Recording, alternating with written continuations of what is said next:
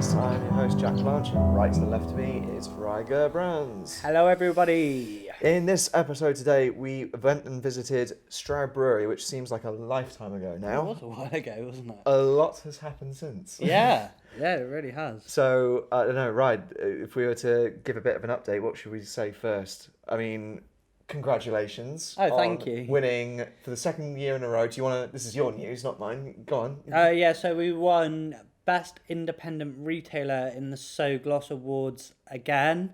So it was a bit different this year. Last year it was in Gloucester Cathedral, which was great. They had Wheezy Pig and Dunkerton Cider and Neptune Rum and all these lovely free things. However, this year I sat in the living room and screen recorded it on my phone. I plugged my laptop into a HDMI cable and that into the back of the TV. Rachel went and bought loads of lovely nibbles, and we got some bubbly because we thought we might have won, we weren't sure. So we were told we're in the top two. So I said, get some bubbly just in case. And I was there holding it, ready. And then as soon as they announced it, I popped off the bubbly. Obviously, Mum doesn't drink, so she was drinking tonic. But I had a couple of drinks and I was quite tired. I wasn't hungover, I was just tired the next day. No, genuinely, I couldn't sleep. It wasn't I drank too much, I didn't sleep till 1:30 in the morning because I was so excited about it all. So that was pretty amazing. The shop was going very amazingly. quickly, there is a video on our YouTube channel of Rye doing this. I'll probably edit it here. There you go. I love that. Yeah. Then the shop, carry on. So the shop was going amazingly. So sales were up sort of 50% consistently, which was amazing. Stroud Brewery have had their rebrand. Yeah, they were talking about Greg was talking about in the podcast. Mm-hmm. That's now happened. And then again, we've had a second lockdown. So the shop's closed, but the online has been doing better than ever before, which has been astonishing. Thank you everyone so much. Thank you. So cool that you guys are supporting us. So thank you, and the makers on behalf of the makers. They're really grateful too. So thank you very 100%. much. But we're still making it happen, aren't we? Yeah, we're not going to go down without a big fight. No, and in terms of the podcast as well, we've now started releasing episodes. Yep. Thank you as well to all the lovely people who have liked and shared it so far. It's doing pretty well. Yeah.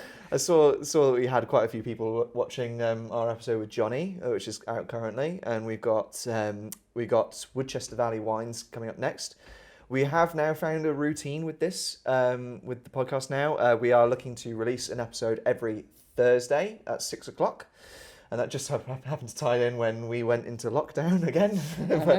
So maybe that had something to do with the amount of people watching, but certainly helped, I think. Yeah, and because we've still got loads of episodes in the pipeline, we're gonna keep on releasing them, and so hopefully every Thursday you'll get a new episode on every single podcast platform that I know of, at least. Mm-hmm. And also what I've been reading is if you guys do want to support the podcast any more than you currently are by watching it, that alone is enough. Thank you so much for doing that. I'm really glad that you guys are getting entertained by it.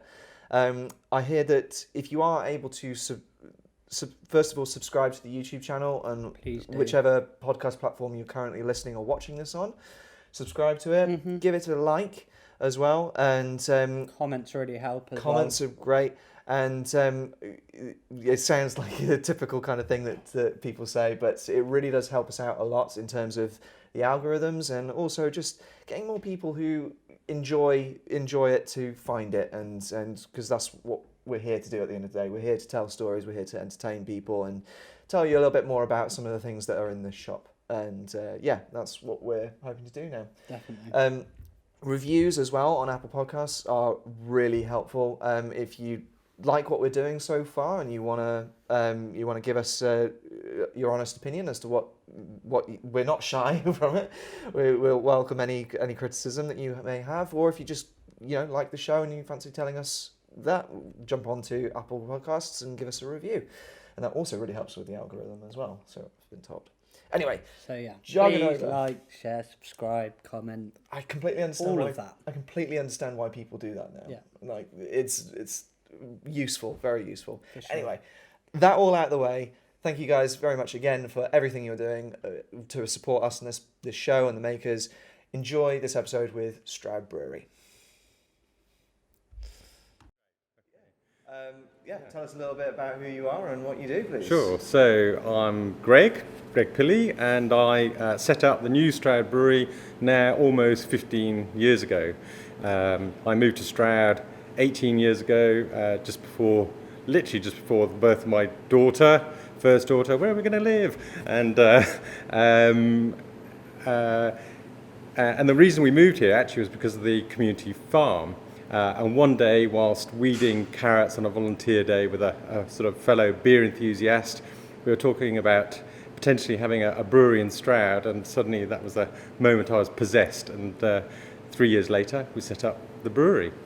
And what I could say about that, we probably, if you're from Stroud, you've probably drunk this beer, and you've probably heard of this guy, Edwin Budding. He was an engineer from Stroud, famed for inventing the lawnmower, and we decided that was an apt name for our launching beer. But the sort of critical part of that story for us was that the site where we established our brewery is the site where those first lawnmowers were made. So this is ground zero for lawnmowers the world over. That's something that we've sort of taken to heart as well in our new messaging. So we've just launched our new brand, and it's about exporting our brewery beyond Gloucestershire and the area, but also exporting Stroud, which has got so many great stories, and Edwin Budding's one of them. And it's just an example how you can act very locally and have a global impact. This is one guy came up with one idea and revolutionised football and tennis globally. So that's very much part of our ethos. We've got to do and act locally, and we can make significant change. Brilliant. Lovely message. Well, anyone who isn't watching the podcast right now, we are actually at the brewery, and it is massive. We are on a huge table, keeping social distancing. Hi, guys. Hello. And it's incredibly impressive. And you are going through a bit of a rebrand as well at the moment. Yeah. So I guess we're expecting to see that nice sign in the background of your shop change at some point. Yeah. So it's always difficult, but I think businesses have to keep evolving. Things change. Our logo has worked brilliantly for us, and significantly, the shield, the heraldry on it. That actually, the story behind that was a gift from the old Stroud Brewery to the town. They employed a heralder to create that image, and so we adopted that as part of our logo. And you'll see that that is again represented in our new look. So we're moving on, but still very much from Stroud, and as I say, trying to export all the things that are great. And Stroud is the centre of the universe. Everything happens here. Because I've only recently started coming over here and to do all this sort of thing. It is very much the centre of it's kind of like the hidden kind of centre of Gloucestershire, and it's like humbly in the background kind of making things happen and making things work, and it's actually really impressive, especially seeing what all the other makers as well are doing around here. Exactly. I mean, Stroud historically, it made its wealth, it made its fortune out of wool. So sheep on the hillsides, and then it had these 5 rivers converging at Stroud, and they powered the mills and sort of created that wealth. Of course, as the wool industry declined, it left all the engineers, all the makers, all the innovators that came with that, with resources, power and buildings. And I think that legacy has stayed on. And so Stroud is full of, engineers and innovators, and for, a lot of new thinking. And we see some really interesting, great things coming out of Stroud. And when you go into all the little mill sites, it's amazing what businesses you come across. So, you've probably heard of Snow Business, who makes snow for big Hollywood films. Yeah, absolutely. And round the corner, there's a guy who makes handmade wooden propellers for traditional aircraft. There's just a range Rupert's of great, stuff. isn't he? Yes, Yeah, Rupert, yeah. exactly. We sell some of his wooden gliders and Yeah. pens in the shop. Yeah. They're really interesting. He's This is something we should speak to, definitely. Yeah, You reckon? brilliant. Yeah, for sure. All right. Yeah, Very so- interesting. So he makes the propellers, but then byproducts, things like pencils and things out of the timbers that he uses and laminates. Do you have those in the shop? We do. Yeah. Oh my word. Yeah. Yeah. So Let's yes, jump on that. Yes, please. so Stroud has got all sorts of interesting things, and it's a great place to live as well. Yeah. I think something that sort of sets your beer apart from others, other than obviously tasting amazing, is Yeah. the ethics behind it. Is that something Sure. you'd like to go into for us? Sure, I haven't mentioned that yet. So we've got some of the beers in front of us here. Budding was the first. We started out brewing beer for pubs, largely that was our mainstay, especially Cotswold pubs, and then rapidly started looking at bottling. And when I made the decision to start bottling, we also decided that all our bottle products would be organic. So for the last 13 years, all our packaged beer is organic, and it's also vegan. And we've got a range of them here. So that's obviously our budding. We've got a lager that we made. Again, we started out and thought, no, we're a traditional beer, cask ale brewery, but we opened a small bar and people came and said, do you make lager? And we go, no, actually, yeah, we can do that. So we started making lager, and actually we're evolving all the time, and now we make, sort of canned beers like this, very much in the sort of craft beer style. So we do a bit of everything. So we've got an IPA, an elderflower, which That's is so actually good, that. elderflowers in a Yeah, it's really in a can. Nelson, this is again a craft style, cloudy, unfiltered beer. I'll show you. Let me open one up. Yeah. Which is made with a hop called Nelson Sauvin in the same vein as the grape, and it's just a very sort of floral, lovely, sort of full of character type of hop. Very suited to a craft beer style. And you can see it's unfiltered. It's not super hazy as some of them, but it's it's unfiltered. It's vegan. I suppose I've got to have a sip, haven't I? To anyone listening, you are missing out if you're not watching this podcast on our YouTube channel. Beautiful colour. So that's a great. It's 4.2%. We sell a lot of that in keg to pubs, but just a sort of all-round easy drinking beer. And then another style. This is a Schwarzwälder, quite a mouthful of a name. Schwarzwälder means black forest, and it's actually a stout with Morello cherries in, like a black forest gatto. So it's a rich cherry stout, but actually the cherries, it's not like an alcopop fruity beer. It just gives a fruitiness to the stout. So we do all sorts of styles, but yes, the thing that really sets them apart is that we are now a dedicated organic brewery. So 3 years ago we decided that all our cask and keg products will also be organic. And to put that in context, England now, there's about 2,500 breweries. That's gone up from about 800 breweries 10 years ago to 2,500 breweries now. It's super competitive out there. All these breweries are making a range of beers. This is a handful of our beers. Imagine we probably do about 30 beers, and all those 2,500 breweries are also making that range of beers. So until about 6 months ago, I'd say there was never a better time to be a drinker. It's still not bad now. But out of those 2,500 breweries, there's only 5 that are dedicated to making organic beers. So that is quite a difference. And the reason for that is that one of the biggest barriers to organic brewing is hops. Actually, growing organic hops is quite difficult, and it reduces the palette, the range of hops we have available to brew, which a lot of brewers aren't willing to make that concession. The other thing about it is that it's much more expensive, so the margins we make on our products are really squeezed. People, especially in the beer category, generally don't expect to pay more. So we're selling pretty much on similar price to conventional beers, but with more expensive ingredients. And that unfortunately seems to be, we find that, with a lot of businesses trying to do good and to do the right thing, it's very hard to add the premium that it deserves. And it's usually at a cut of margins and cost to those businesses. So, one of the things that and our new branding is all about is to try and add that value, to really have the conversation, understand, what's gone into the beer, not just in terms of its ingredients, but in terms of, the other things that businesses do. And I could say something about that.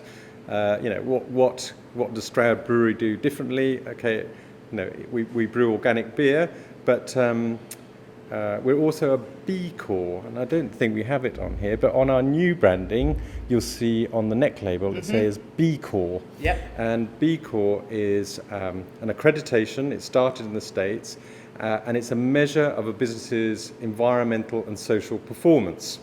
And of course, our organic standard's part of that, but there's so much more. It's about the way we treat staff, our governance, how we handle finance. It looks at our suppliers, it looks at our customers, all sorts of things. So, our finance, we borrowed money to grow our business, and we did that through TEATOWEL Bank, an ethical bank, and we raised £300,000 through a community bond, of which about 50% of those bondholders are all from Stroud, and others are from around the UK. We have a rainwater tank outside that holds 14,000 litres of rainwater, and that flushes all our toilets, so we're reducing water use. I saw that you reuse all the kegs as well, and you've installed urinals that are actually made out of the kegs that you guys so have. we've tried to upcycle where we can. So, the stage here was, all the timber was from the old brewery, so when we relocated, if you go up to the balcony, you'll see all the decking boards up there are recycled boards from the old brewery. So we did our best.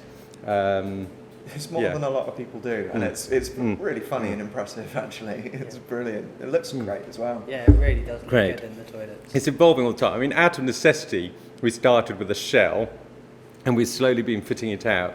But rather than just having a ready-made bar, it's been quite nice to see it evolve. So, things like the artwork behind you, by Imogen, slowly adding character to the building.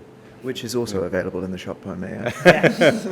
It's incredible. We love her artwork. It's awesome. Beautiful.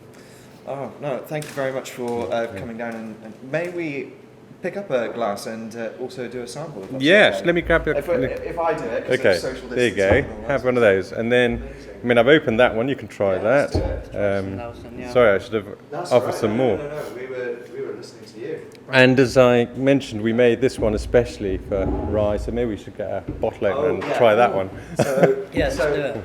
Yeah. For anyone, well, basically we just started chatting about it. You jump up and get a bottle opener if you like. Jake, do you mind passing me the bottle opener off the side then? In a second, actually. In a second. Oh, thanks a lot. So yeah, these are again part of what we're trying to do. So this is a collaboration with River Cottage, Hugh Fernie Whittingstall, who started a brand or a line of products with the subtext called Food to Inspire Change. So working with partner producers, all organic, all with sort of ethical businesses. And this is a resurrection of a beer that he's done once before, Stinger, which has got organic nettles in. And these ones I hand harvested from Stroud Slad Farm up Slad Valley. And then in that range, we've also done a rye pale ale. So that's got a good chunk of organic rye in. And if I open that... So this was the beer that was made especially for rye. Yeah. I haven't tried it yet. I'm quite excited Give for it a this go. one. I'm going to run off the camera and grab a glass. Wonderful. Oh, we can just do the bottle, couldn't we? We can do a bottle slurp. Hang on, this. There you go. Have a pour. So that's a organic beer. It's sort of golden. It has a good portion of rye malt in it, hence the name, and that gives it a sort of biscuity, slightly more creamy consistency. So it's not named after rye then? Sorry. And it has some New Age hops, some New Zealand hops, and actually the hops have a bit of a stone fruit character, so a little bit peachy apricot going on, very subtly. Well, cheers. Yeah. Well, cheers, guys. Here's to drinking at 11 o'clock in the morning. Oh wow, that's lovely. Oh my word. That is so different. I love it. Yeah, great. That's beautiful. Yeah, very fruity.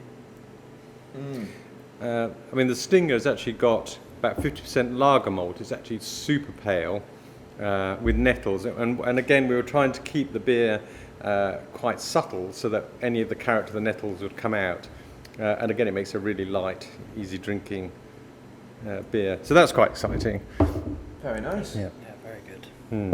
So what kind of things do you find people purchasing at different shops, or when they come here, for example? What kind of things are they drinking? So what are people drinking? I think, well, our Budding, our Tom Long, our Big Cat have been our stable beers for years, and just by the longevity of them, those are the beers that people are buying.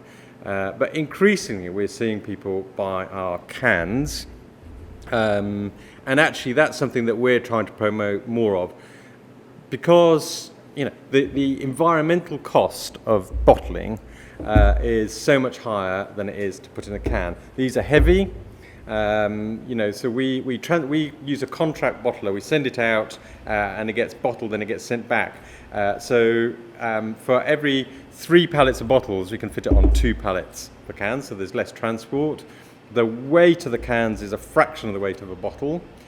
When we try and do a shipping, let's say somebody buys online and we're trying to ship those bottles, the packaging we need to use to protect those bottles is substantially more than the packaging we have to use to protect some cans. So a shipping box of these costs us £3. A shipping box for cans costs us 20p, just in terms of the volume and complexity. So cans are, for us, the future, and that's something that we need to sort of work with our customers to try and understand. There is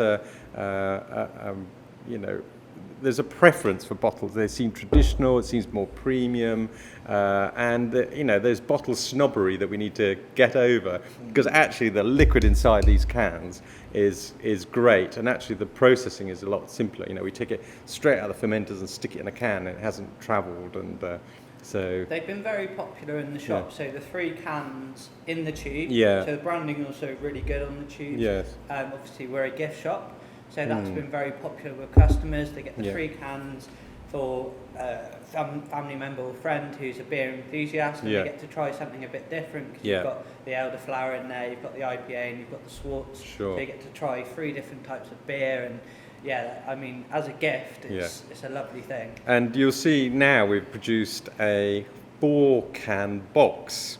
So we're going to have 4 products in there in the new branding as a trial box, and again, really easy to ship. We can stick a label on it. So again, in response to the world out there, people are drinking more at home. They're going to shops like yours to buy our product, and one of the things that we want to do more of is web sales, and to be able to just stick a shipping label on one of those and send it in the post will really help us. Yeah, well, that's going to be my dad's Christmas present. Perfect.